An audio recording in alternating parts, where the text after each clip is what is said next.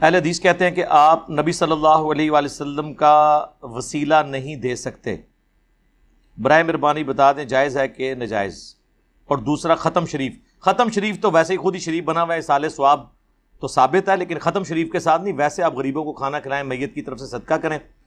رہ گیا نبی علیہ السلام کا وسیلہ پیش کرنا، تو اس کے بارے میں اہل حدیث ان کی کوئی ضد نہیں ہے اپنی ذاتی، وہ کہتے ہیں کہ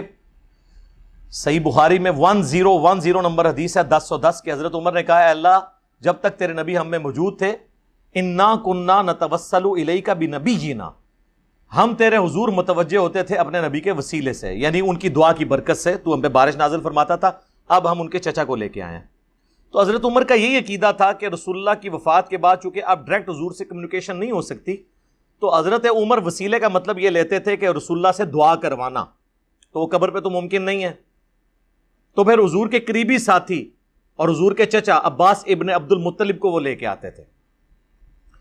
تو یہ جو اہل حدیث نے عقیدہ اپنایا ہوا ہے، یہ حضرت عمر کا بھی یہی عقیدہ ہے، ورنہ تو وہ کہہ دیتے کہ یا رسول اللہ یا اللہ پہلے تیرے نبی کے وسیلہ ان کو ساتھ لے کے آتے تھے، اب ہم ان کی قبر پہ حاضر ہوئے ہیں، ان کے صدقے بارش نازل فرما دے۔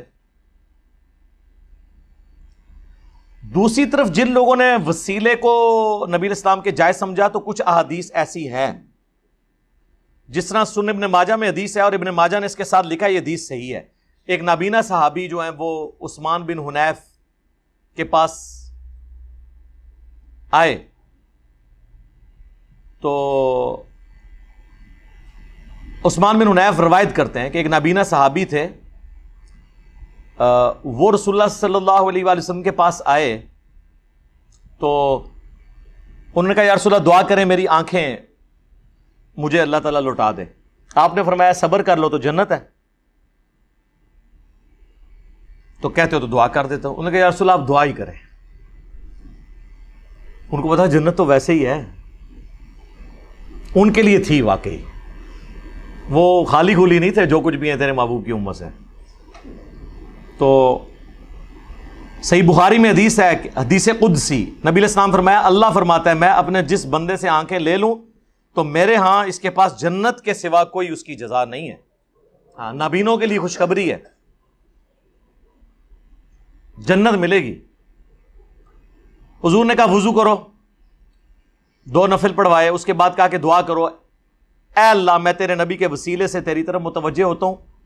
اور یا رسول اللہ میں آپ کے وسیلے سے آپ کے رب کی طرف متوجہ ہوتا ہوں۔ بس یہاں تک حدیث بیان کرتے ہیں، اس کے آگے الفاظ ہیں اے اللہ میرے نبی کی دعا میرے حق میں قبول فرما۔ حضور نے ان کے لیے دعا کی، ان کی آنکھیں واپس آ گئی۔ تو اس میں تو حضور سامنے موجود ہے، دعا کروائی، اور وہ دیکھیں دونوں صورتوں میں اللہ کی طرف متوجہ ہوئے، یا رسول اللہ آپ کے ذریعے اللہ کی طرف متوجہ ہوتا ہوں، اے اللہ میں تیرے نبی کے ذریعے تیری طرف متوجہ ہوتا ہوں۔ ابن ماجہ میں تو یہاں تک حدیث ہے، یہ تو وہی عقیدہ جو حضرت عمر کا ہے، لیکن اس کی ایک روایت طبرانی میں بھی ہے، اور امام طبرانی اس حدیث کو صحیح سمجھتے ہیں۔ معجم کے اندر 3 معجم لکھی ہیں، المعجم الکبیر، المعجم الصغیر اور المعجم الاوسط، اور امام طبرانی اب کوئی چھوٹے بندے تو نہیں ہیں، امام بیہقی کے استاد ہیں امام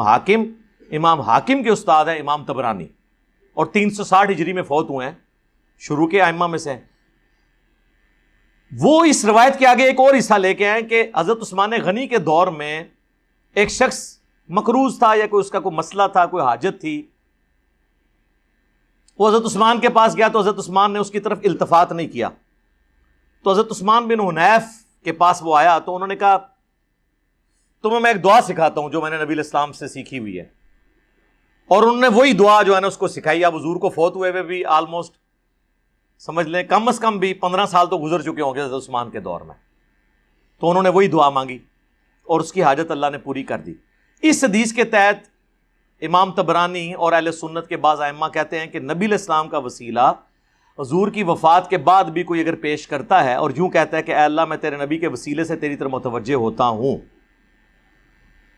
اور یا رسول اللہ میں آپ کے وسیلے سے آپ کے اللہ کی طرف متوجہ ہوتا ہوں، اس میں حاضر و ناظر کا عقیدہ یا علم الغیب والا عقیدہ جو خود سے بنائے ہوئے ہیں انہوں نے، ایک تو وہ ہے جو واقعی موجود ہے، ایک جو انہوں نے خود بنایا ہوا ہے، وہ نہ ہو تو کوئی کر لیتا ہے، تو یہ کوئی